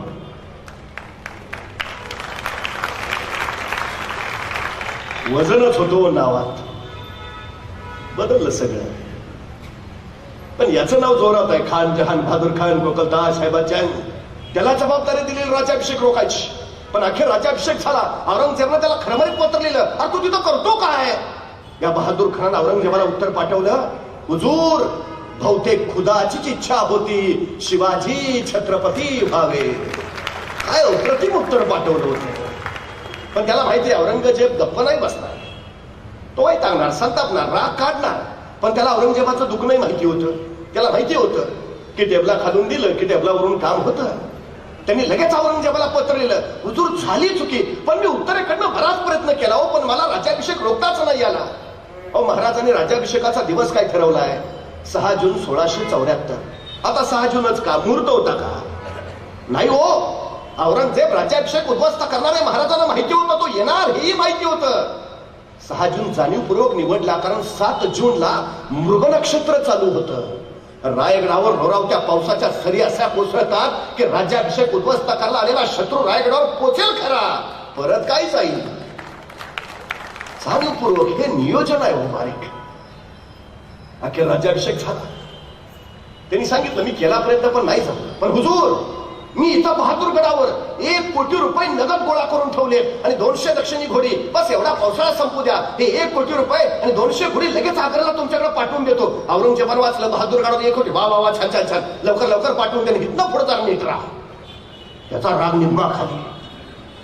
पण बहादूरगडावर 1 कोटी नगद आहेत ही बातमी जेवढ्या वेगात आग्र्याला औरंगजेबाला कळाली, त्याच्या दुप्पट वेगात ती रायगडावर महाराजांना समजली. रायगडावर समजली बहादूरगडावर 1 कोटी नगद आहेत. महाराज म्हटले बरं झालं, नाहीतर राज्याभिषेकाला खर्च झालाच होता. आणि महाराजांनी बोलावलं. आपले सरसेनापती हंबीरराव मोहिते ना, हंबीरराव मोहिते आले. महाराज म्हणाले, हंबीरराव बहादूरगडावर 1 कोटी नगद आहेत. हंबीरराव म्हणले आणतो. दोघांत संवादच नाही दुसरा. महाराज म्हणाले बहादूरगडावर 1 कोटी नगद आहेत. हंबीरराव म्हणले आणतो. हंबीरराव असं नाही म्हटले, गॅरंटी आहे का, उगा हेलपाट व्हायला नको. पण मी काय म्हणतो, पावसाळा झाल्यावरच गेलो तर नाही का चालणार. नाही, जरा सर्दीचाही त्रास आहे, अलर्जी आहे मला. कारण नाहीत. महाराज म्हणाले बहादूरगडावर 1 कोटी नगद आहे. हंबीरराव म्हणले आणतो. बरं आणणं सोपं आहे. बहादूरगडावर 35,000ची खरी फौज आहे. 1 कोटी आणायचे तर त्या 35,000 फौजेचा मुकाबला करावा लागेल. म्हणजे किमान 40-45,000 फौज घेऊन जावं लागेल. रायगडावर तेवढी फौज होती. स्वराज्याची पद्धत अशी की दसऱ्याला सीमोल्लंघन करावं, स्वराज्य संवर्धनासाठी बाहेर पडावं, अक्षय तृतीयेला परत यावं आणि शेतीच्या कामाला लागावं. महाराजांचा राज्याभिषेक उरकून स्वराज्याचं सगळं सैन्य आपल्या शेतीच्या कामाला गेलंय. रायगडावर सैन्य. मग आमच्याकडे दंगल झाली, आणीबाणी आली की राज्य राखीव दल येतं. राज्य राखीव दल ही संकल्पना सुद्धा शिवाजी महाराजांची. रायगडावर कायम 10,000ची रिझर्व्ह फोर्स असायची, कायम. हंबीररावांनी त्याच 10,000 फौजेतले 9,000 आपल्या सोबत घेतले, 1,000 रायगडाच्या रक्षणासाठी ठेवले. त्या घेतल्या 9,000 फौजेचे. परत 2 भाग पाडले. एक भाग केला 7,000चा, दुसरा भाग केला 2,000चा. 2,000ची फौज हंबीररावांनी स्वतः जवळ घेतली आणि हंबीरराव रायगडावरून निघाले ते पुणे सोलापूर हायवेनी सांडस पाटस करत श्रीगोंद्याच्या अलीकडं म्हणजे बहादूरगडाच्या अलीकडं करकुंबला येऊन थांबले. आणि 7,000 उरलेली फौज घेऊन त्यांचा सरदार निघाला. तो रायगडावरनं पुण्यात आला, पुण्यातनं रांजणगावरनं शिरूर, शिरूरवरनं नगर आणि नगरवरनं तो श्रीगोंद्याच्या म्हणजे बहादूरगडाच्या दिशेने निघाला. ही 7,000ची फौज जशी नगर सोडून बहादूरगडाच्या दिशेने वळाली, त्याने अवघा हल्ला कल्लोळ करायला सुरुवात केली. हर हर महादेव, जय भवानी, जय शिवाजी ढोल ताशे पडवायला सुरुवात केली. बघता बघता धुळा उठत राहिला, नगरा वाजत राहिला, हल्ला कल्लोळ माजत राहिला. तो हल्ला कल्लोळ बहादूरगडाच्या कानी गेला आणि खेर धावत धावत गेला. हुजूर क्या हुआ? ते आले. कोण? मराठे हुजूर. मराठे दिवसा, तिथं रात्री येतात. दिवसा कसे आले? अहो हुजूर खरंच आले. बघता बघता तो हल्ला पळून बहादूरखानाच्या कानावर पडला आणि त्याची खात्री पडली. आले खरंच आले, दिवसाच आले. पण ज्या ती दिवसा आले भयानक आले असणार. ते रात्री 100 200 येतात, छापे मारतात. पण 35,000 फौज आहे बहादूरगडावर हे माहिती असताना दिवसा आले, याचा अर्थ 40-45 तरी हमखास निश्चित असणार. बहादूर खानानं लगेच बहादूरगडावरची 35,000 फौज बाहेर काढली. वॉचमन गेटमनच ठेवले तिथं आणि निघाला मराठ्यांच्या रोखानं. इकडून मराठी हर हर महादेवचा जागर करत निघाले, तिकडून बहादूर खान यलगार तत्ता धिंदिन करत निघालाय. दोन्ही फौजा त्रिशात निघाल्यात. बघता बघता तुंबळ युद्ध माजणार, बाहेरनं गंदन होणार. बघता बघता दोन्ही फौजा समोर आल्या. यलगार तत्ता धिंदिन करत बहादूर खान उसळत राहिला. हर हर महादेव करत मराठे झेपावत राहिले. दोन्ही फौजा समोर आल्या. आता युद्ध पेटणार, तुंबळ लढाई होणार, तलवारी उगारल्या गेल्या आणि वार होणार. अचानक मराठ्याने रिव्हर्स गिअर टाकला, भागो. त्या बहादूर खानाला सुचायचं बंद झालं. अरे काय पद्धत आहे करावं? अशी असते का लढाई? आला मराठे पुढं मोगल मागं, मराठे पुढं मोगल मागं. 3-4 मैल पाठलाग चालू राहिला. 6 मैलाच्या पुढं मराठे निघून गेल्यावर मग बहादूर खान म्हणला, रुक जाओ, भाग गए. मला वाटलं 40-50 हजार असतील, हे तर फक्त 7,000 आहे. आपलं 35,000 सैन्य बघूनच बहुतेक पळून गेले. आता नाही यायचे परत, धाडसच नाही होणार त्यांचं. चलो वापस. बहादूर खानाची सगळी फौज वळाली, निघाली बहादूरगडाच्या दिशेनं. 2-3 मैलच गेली, तेवढ्यात मागचा हेर ओरडला, हुजूर मराठे परत आले. आता मात्र बहादूर खानाचं डोकं फिरलं. आणि ही काही लपाछपी चालली करावं, हा काय प्रकार असतो कसा? गर्दीशी सगळं सैन्य वळवलं. तिकडून मराठे जोशात येत आहेत. मोकळ सोडत नाही. सैतान मराठे काय उद्योग करतील, नियम नाही, फसवतील, खेळतील आणि अंगावर येतील एकदम. सगळ्या सैनिकांना सांगितलं, सावध राहा, सजग राहा, सैतान हे मराठे. परत सगळं मोगल सैन्य त्वेषा निघालं, तावा निघालं. इकडून मराठे सुद्धा त्या जोशा निघाले. हर हर महादेवची किलकारी फुलू लागली. बघता बघता जय भवानीचा जागर झाला. मोगलांची फौज नजदीक आली. आदेश दिला बहादूर खानानं, तलवारी उचलल्या गेल्या. आता वाराची पावचार होणार. बघता बघता तलवारी उचलल्या गेल्या आणि युद्ध होणार. मराठ्यांनी परत रिव्हर्स गिअर टाकला, भागो. आता बहादूर खान संतापला. काय चाललंय, काय प्रकार आहे का? चला मराठे पुढं मोगल मागं, मराठे पुढं मोगल मागं. 3-4 मैल मोगलांनी पाठलाग केला. परत बहादूर खान म्हणला, रुक जाओ, आता नाही यायचे परत, चलो वापस. सगळं मोगलांचं सैन्य निघालं परत फिरून बहादूरगडाकडं. 5-6 मैलच गेलं, तेवढ्यात मागचा हेर परत ओरडला, हुजूर मराठे परत आले. आता मात्र डोकं फिरलं, आता सोडायचं नाही, पळतील तिथपर्यंत ताणायचं. हे दिवसभर खेळवत बसतील आपल्याला. अजिबात नाही, काय नाही, बस वळवा सगळं सैन्य. बरं वैतागलेलं, रागवलेलं, 2 वेळा मराठ्यांनी फसवलंय, 3ऱ्या वेळा परत आता काय जातील तिथपर्यंत ताणायचं बस. इकडून मराठे जोशात आले, तिकडून मोगल त्वेषात. आता वेळ दौडायचा नाही, बस लगेच हल्लाच करायचा, वळूच द्यायचं नाही मराठ्यांना. मोगल तितक्या भयान वेगात आले, मराठे त्याच जोशात. आणि बघता बघता मोगलांच्या तलवारी उचलले गेल्या, वार होणार. मराठ्यांनी परत रिव्हर्स गिअर टाकला, भागो. पण बहादूर खान ठरलं, आता सोडायचं नाही, आता जातील तिथपर्यंत ताणायचं बस. मराठे पुढं मोगल मागं, मराठे पुढं मोगल मागं. 6 मैल झाले, 10 मैल झाले, 15 मैल झाले. मोगल मागच नगर आलं, मोगल मागच शिरूर लागलं, मोगल मागच. एका सरदारने विचारलं, हुजूर आगे? ते परत येतील, एवढाच उद्योग करायचा काय? चल. मराठे पुढं मोगल मागं, मराठे पुढं रांजणगाव लागलं, मोगल मागच. मराठे पुण्यात पोहोचले, मोगल मागच. पण मराठे जसे पुण्यात पोहोचले, काही मराठे सासवडच्या घाटात, काही मराठे कात्रच्या घाटात आणि काही मराठे सिंहगडच्या घाटात. बहादूर खान पुण्यात आला खरा, पण मराठे कुठं दिसायचं ना. कहा गए? यही तो थे. त्याला सगळं मुघलांचं सैन्य दऱ्या खोऱ्या खडे कपऱ्या पालत्या घालायला लागलं. मराठे सापडेच ना. अहो त्याला काय माहितीये, सह्याद्रीच्या दऱ्या खोऱ्यात फक्त तिघच फिरू शकतात, एक वारा, दुसरा वाघ आणि तिसरे मराठे. चौथ्याचं काम नाही. पण शोधून शोधून सुद्धा सापडेना म्हटल्यावर मग बहादूर खान म्हटला, जीतम जीतम जीतम, जीत गए हम, भाग गए भगौड़े मराठे, भगा दिया उनको, अब नहीं आएंगे. उनके इलाके में मचा दी धूम, क्या सामने आएंगे, चलो अब. छाती काढूनच बहादूर खान निघाला. पराभूत केलं मराठ्यांना. निघाला तिकडं. पण बहादूर खान आपल्या 35,000 फौजांशी पुण्यात पोहोचलाय. एवढीच बातमी हेरांनी बहादूरगडच्या अलीकडं करकुमला उभा असणाऱ्या हंबीरराव मोहितेंना दिली. बहादूर खान 35,000 पुण्यात आहे, इकडचं रान मोकळंच आहे. आणि मग 2,000 फौजेनिशी हंबीरराव सरळ बहादूर खानावर तुटून पडले. हे वॉचमन गेटमन फडफडून सुजवले. 1 कोटी रुपये उडवले. 200 दोक्षिणी घोडी मिळवली. जेवढा किल्ल्यात किमती सामान ऐवज होतं सगळं त्या 200 घोड्यावर लागलं. खरं तर हंबीररावांना तिथलं सगळं घ्यायचं होतं, पण नाईलाजानं घेता नाही आलं. शेवटी अत्यंत दुःखाने त्यांनी ते पेटवून दिलं. आणि मग 1 कोटी रुपये, 200 दक्षिणी घोडी, त्याच्यावर लागलेलं सामान घेऊन हंबीरराव परत करकुंब सांडस पाटस करत पुणे सोलापूर हायवेनं रायगडावर. तिकडे जीतम जीतम करत बहादूर खान निघाला होता नगरवरनं बहादूरगडाच्या दिशेनं. जसा जसा बहादूरगड जवळ यायला लागला त्याला नुसता धूरच दिसायला लागला. त्याला काही कळेच ना. मग एक सुजलेला वाचलेला पुढे आला. त्याने विचारलं, ये क्या है? ते सुजलेला म्हणाला, हुजूर सब ले गए. कौन? मराठे हुजूर. मराठे? तो हम किनके पीछे थे? मराठों के हुजूर. तो इधर कौन आया था? मराठी हुजूर. ऐसा कैसे हो सकता है? ऐसा ही हुआ हुजूर. आणि मग त्याला कळालं, असं बनवलं होय. म्हणजे 7,000 फौजेनं आपल्याला इकडं पळवत नेलं आणि 2,000 फौजेनं तिकडं काम केलं. या खुदा कैसे है ये मराठे? सुचायचं बंद झालं हो त्याला. युद्ध न खेळता, 35,000 फौजेला सामोरही न जाता, आपला एकही मावळा न गमावता, स्वराज्याची कुठलीही हानी होऊ न देता शिवाजी महाराजांनी अलगद 1 कोटी रुपये मिळवले. हा शिवाजी महाराजांचा गनिमी कावा, ज्याला मी गुरिल्ला युद्धतंत्र म्हणतो. शून्यातनं विश्व उभा करणारा राजा, असं आम्ही महाराजांचं जे वर्णन करतो ना, ते एवढ्यासाठी. हाताशी फौज नाही, साधनं नाही, संपत्ती नाही, तरीही 1 कोट होणांचं राज्य या राजानं उभा केलं. शून्यातनं विश्व उभा करणारा राजा.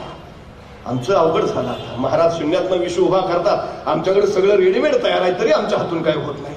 नाहीतर एखाद्याला ढाल द्यावे, तलवार द्यावे, एवढंच काय त्याला घोड्यावर घेऊन बसवावा, त्याच्या पुढे जाऊन त्याला रानात नेऊन सोडावा, मग म्हणावं, लेका आता तरी लढ. तरी पट्ट्या निवांतच. अरे लडके, लढू कसा? एक हातात ढाल आहे, दुसऱ्या हातात तलवार आहे, दोन्ही हात एंगेज आहेत, लढणार कसा? अरे मग निदान पळून तरी जा. पळू तरी कसा? घोड्यावर बसली दिसत नाही का? जो बाजूनी अडचण आहे.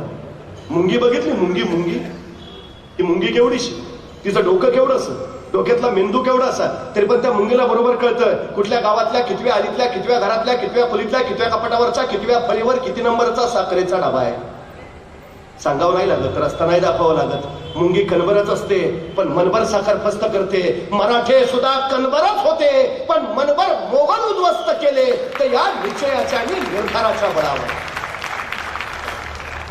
महाराजांनी 1 कोटी मिळवली. आता पार्टी नाही हो.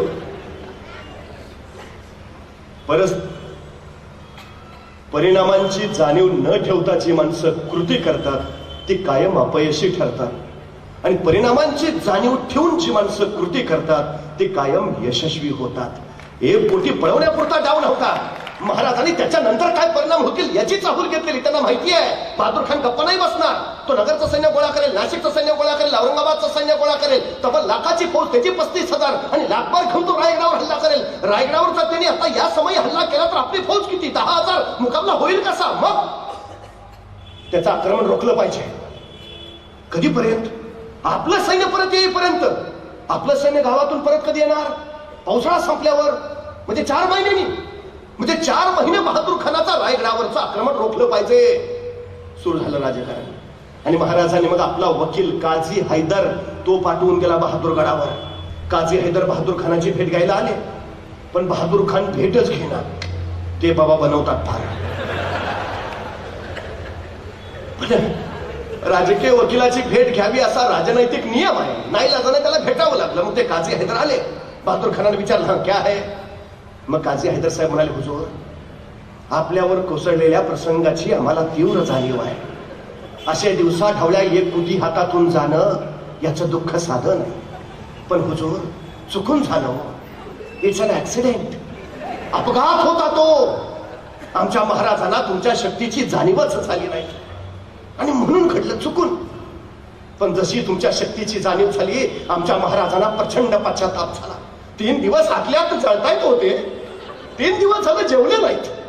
शेवटी आज आम्हाला म्हणाले, काजी साहेब तुम्ही स्वतःचा बहादूर खान साहेबांना सांगा की आम्ही विना शर्त तुम्हाला 10 किल्ले द्यायला तयार आहे. संभाजी राजांना तुमच्याकडे चाकरला पाठवायला तयार आहे. आणि हुजूर तुम्ही म्हणाल तेव्हा, तुम्ही आदेश द्याल तेव्हा आमचे स्वतः महाराज 10,000 फौजेनिशी तुमची सेवा करायला यायला तयार आहेत. एवढं ऐकलं तसा बहादूर खानानं उडीच मारल्या. 10 किल्ले विनाट. संभाजी महाराज आताच घेऊन यायचं ना संभाजीना. मग शिवाजी महाराज कधी येत आहेत? काजी साहेबांना कळलं, मासा गळाला लागला. मग काजी साहेब म्हणले, नाही हुजूर, हे आमचे महाराज सगळं तुम्हाला देणारच आहे, देणारच आहे. फक्त आमच्या महाराजांची एक छोटीशी अट आहे. काय काय काय काय काय नाही, हे जे आमचं महाराज सगळं तुम्हाला देणार आहेत, म्हणजे 10 किल्ले, संभाजी महाराज स्वतः येणं, या सगळ्याला फक्त औरंगजेब बादशाहांची मान्यता हवी. बस एकदा बादशाहांचे शिक्क्याचे कागद आले, हे सगळं तुम्हाला मिळाले. बहादूर कमला त्यात काय दिलं दिलं दिलं. पण आता आजच्यासारखी पद्धत नाही. लगेच औरंगजेबाचा मोबाईल नंबर फिरवला, हा बादशाहजी आलेत वकील महाराजांच्या, देतो म्हणतात 10 किल्ले संभाजींना पाठवतायत, महाराज स्वतः येत आहेत. हो नाही, फक्त शिक्क्याचे हा ईमेल करताय, व्हॉट्सअपलाच पाठवून द्या. नव्हता हो काळ तसा. काय हवंय हे माहिती घेऊन इथून सांडणी स्वार आग्र्याला जाणार. त्याला पोहोचायला लागणार 2 महिने. तिथून तर औरंगजेबाचे शिक्क्याचे कागद घेणार, परत महाराष्ट्रात येणार. यायला लागणार 2 महिने. झाले किती? आक्रमण किती काळ रोखायचं आहे? पेडगावच्या शहाण्याची म्हण ऐकली? पेडगावचे शहाणे ऐकली असेल प्रत्येकाने. हा बहादूरगड पेडगाव मध्ये आहे आणि हा तिथला शहाणा बहादूर खान. त्याच्यावरनं म्हण पडली पेडगावचे शहाणे. त्याला कळलंच नाही काही. आता शिवाजी महाराज 10 किल्ले द्यायला तयार आहेत, संभाजीनं पाठवायला, तर मग हल्ला करायची गरज काय? 4 महिने तो निवांत.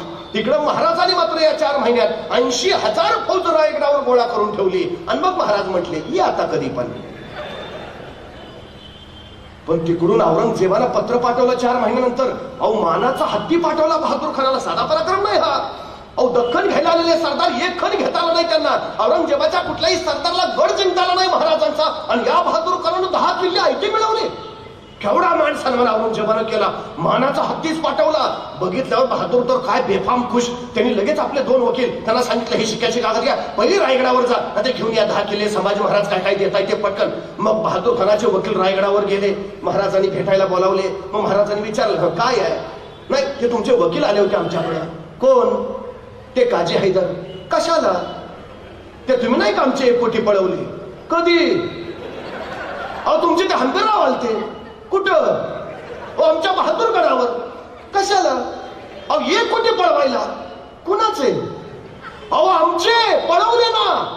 त्याच्यानंतर तुमचे वकील आले. मग ते म्हणले 10 किल्ले देतो, संभाजी महाराजांना चाकरला पाठवतो. तारणी सुटले महाराज. तुमच्या त्या बहादूर खानानं तलवारीचा साकुटला ते दिमाग दाखवा मास की आमचा पुत्र धडावा त्याच्याकडे. तुरंत चालते व्हा, नाहीतर अपमान पावाल. मान खाली घालून गेले वकील. तिकडे बहादूर खान वाटच बघत होता. जसे वकील आले तसा पुढे गेला. क्या क्या क्या हुआ? वकील म्हटले, पुन्हा फसवलो. डोकं मारून ह्याची पाळलेली बहादूर खानाची. बरं आता करतो का? त्यात सगळं कळवलंय औरंगजेबाला. शिक्क्याचे कागद आता काय? या बहादूर खानानं प्रामाणिकपणे परत सगळं औरंगजेबाला कळवलं की त्या शिवाजीने आम्हाला परत फसवलं. एवढं कळाल्यावर औरंगजेबानं या बहादूर खानाला खरमरीत पत्र लिहिलं. ते खरमरीत पत्र खरं तर आम्ही आमच्या पोरांच्या पाठ्यपुस्तकात छापायला पाहिजे. औरंगजेब लिहितो, अरे तुम्ही माझे सरदार इथून प्रचंड खजाना घेऊन जाता, आपट बचमियत घेऊन जाता, बलाढ्य सैन्य घेऊन जाता. तिथं त्या सह्याद्रीच्या दऱ्याखोऱ्यात त्या शिवाजी राजा बरोबर लुटूपुटूच्या लढाई खेळता आणि नंतर मला कळवता त्या शिवाजीने आम्हाला फसवलं. अरे तो शिवाजी तुम्हाला फसवतो तरी कसा आणि तुम्ही फसता तरी कसे? बहादूर खानानं याही प्रश्नाचं उत्तर पाठवलं. तो म्हणला, हुजूर तुम्ही मला विचारलं तो शिवाजी राजा आम्हाला फसवतो कसा आणि आम्ही फसतो कसे? हुजूर तो शिवाजी राजा आग्र्यात सुद्धा आला होता, तुम्हाला कसं फसवलं? आम्हालाही तसंच फसवलं. आपल्या पुऱ्या हयातीत औरंगजेब चुकून महाराष्ट्रात आला नाही, त्याला भीती होती. अहो सरदारांचा पराभव झाल्यावर किमान त्यांच्यावर रागावता तरी येते, पण शिवरायांनी आपलाच पराभव केला तर रागवायचं कुणावर? चुकून नाही आला तो. मी जाणीवपूर्वक विधान करतो, छत्रपती शिवाजी महाराज हे 17व्या शतकातले आंतरराष्ट्रीय कीर्तीचे सेनापती आहेत. जगात तुलना नाही, आंतर जगात नाही, अजिबात. जगात जेवढे जेवढे सेनापती होते, जेवढे जेवढे बलाढ्य योद्धे होते, महाराजांनी त्यांचा सपशेल पराभव केलाय. सपशेल. महाराजांच्या 50 वर्षाच्या कालावधीत त्यांच्या समोर जे जे शत्रू आले त्यातले फक्त 2च भारतीय होते, फक्त 2. बाकीचे उरलेले सगळे परकीय परदेशातले होते, त्यांच्या त्यांच्या देशातले मानांकित सेनानी होते. फक्त 2 इथले. एक अफजल खान, तो भारतीय आहे, या मातीतला आहे तो, आणि दुसरा मिर्झा राजा जयसिंग, तो इथला आहे. हे 2च भारतीय महाराजांच्या सामने आलेले, पराभूत झालेले. बाकी सगळे परदेशातले आहेत. त्याचे लाल महालात बोट छाटली. तो अबू तालिब, मिर्झा नवाब, शाइस्ता खान, तुर्कस्तानचा आहे तो, तुर्कस्तानचा नवाब. औरंगजेबाचा सख्खा मामा आहे. त्या तो प्रति औरंगजेब बंगाल जिंकून दिलाय त्यांनी. असा भलाढ्य सेनानी महाराजांनी 3 बोटं छाटली. पहाट व्हायच्या गायब झाला, परत नाही आला. तो बहलोल खान पठाण, सिकंदर चदर खान पठाण, हे सगळे पठाण अफगाणी आहेत, अफगाणिस्तानचे आहेत. तो दिलेर खान मंगोलियन आहे. हा बाबा मंगोलिया देशाचा सर्वोत्तम योद्धा. सिद्दी जौहर, सिद्दी सलामत खान, हे सगळे इराणी आहेत, इराणचे आहेत, सर्वोत्तम योद्धे. महाराजांनी त्यांचा पराभव केला. आणि तो लोणावळ्याच्या खिंडीत, उंबर खिंडीत, त्याचा महाराजांनी कोंडून पराभव केला. तो कारतलब खान, तो उझबेकिस्तान म्हणजे आताच्या ताश्कंद रशियाचा आहे, त्याचा पराभव केला महाराजांनी. परत नाही आला. इंग्रज पराभूत, फ्रेंच पराभूत, डच पराभूत, पोर्तुगीज पराभूत, सगळ्यांचा पराभव केला या राजानं.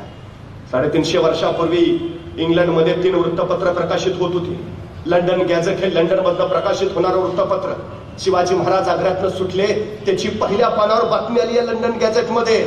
त्यावेळी त्या लंडन गॅझेटच्या पहिल्या पानावर शिवाजी महाराजांचा उल्लेख द किंग ऑफ स्वराज्य असा नव्हता, द किंग ऑफ महाराष्ट्र असाही नव्हता. महाराजांचा उल्लेख होता the king of India, Shivaji.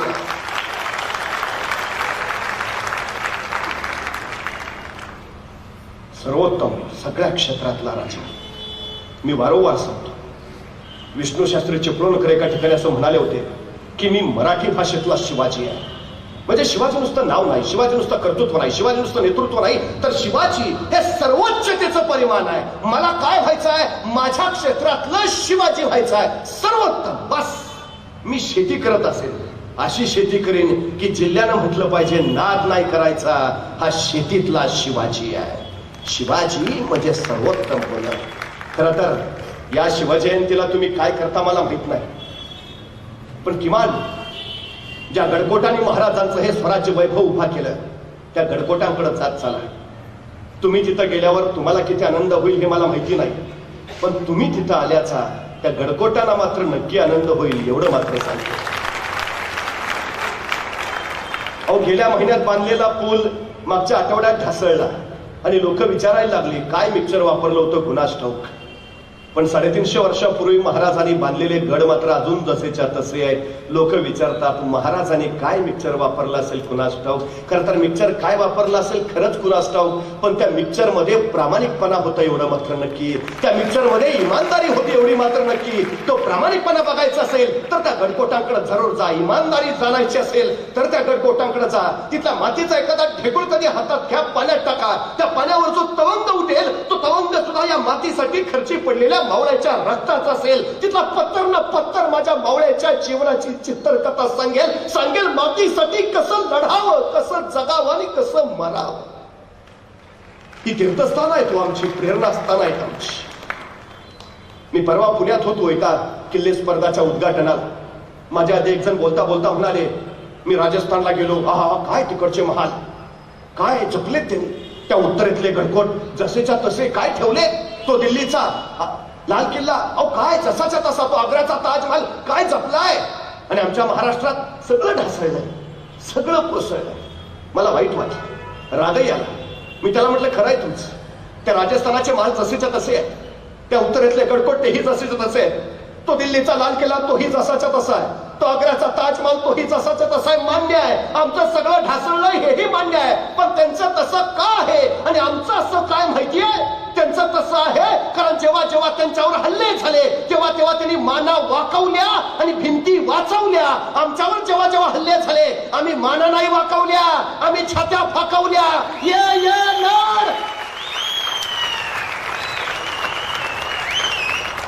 त्यांच्या महाराणामधनं फक्त नुपुराचे झनत्कार आणि पैंजनाचे स्वर निनादलेत. माझ्या भिंती भिंतीमधनं हर हर महादेवचे जागर झालेत. त्यांच्या भिंतीमधनं मद्याचे प्रवाह व्हायलेत आणि माझ्या भिंतीमधनं रक्ताचे पाठ धावलेत. अभिमान आहे मला, माझ्या किल्ल्याचा बुरुज ढासळलाय, हो ढासळलाय, पण स्वराज्याचं रक्षण करताना तोपेचा गोळा खाऊन ढासळलाय. तटबंदी कोसळली, हो मान्य आहे, पण स्वातंत्र्याचं रक्षण कसं करावं हे सांगताना कोसळली ती. अभिमान आहे मला. पण जेवढं कोसळलं तेवढं बस झालं. नाहीतर उद्या रामायण घडलं होतं का असं विचारणारे, खरंच शिवाजी महाराज जन्माला आले होते का असाही प्रश्न विचारतील आणि पुरावे म्हणून दाखवायला आमच्याकडे गड किल्ले सुद्धा शिल्लक नसतील. उद्याच्या पिढीसाठी ही प्रेरणा असताना म्हणून जपली पाहिजे. अहो त्या अमेरिकेला इतिहास नाही. 350 वर्षापूर्वी ते राष्ट्र जन्माला आलं, 350 वर्षापूर्वी. पण 350 वर्षापूर्वीचा दगड सुद्धा त्यांनी काचेत ठेवलाय. काचेत ठेवलाय दगड त्यांनी का? 350 वर्षापूर्वीचा आहे दगड काचेत का? 350 वर्षापूर्वीचा आहे. अहो त्यांनी दगडाची स्मारकं केली, आम्ही स्मारकांची दगड करून टाकली. आमच्या पूर्वजांचा हा जाज्वल्य इतिहास आम्ही जपायला हवा. शिवप्रभूंनी आपल्या आयुष्यात जो विचार वारसा दिला तो आम्ही नुसता डोक्यावर नाही तर डोक्यात घेऊन मिरवायला हवा. तर उद्याचं स्वराज्य आणि स्वराज्य उभा करता येईल.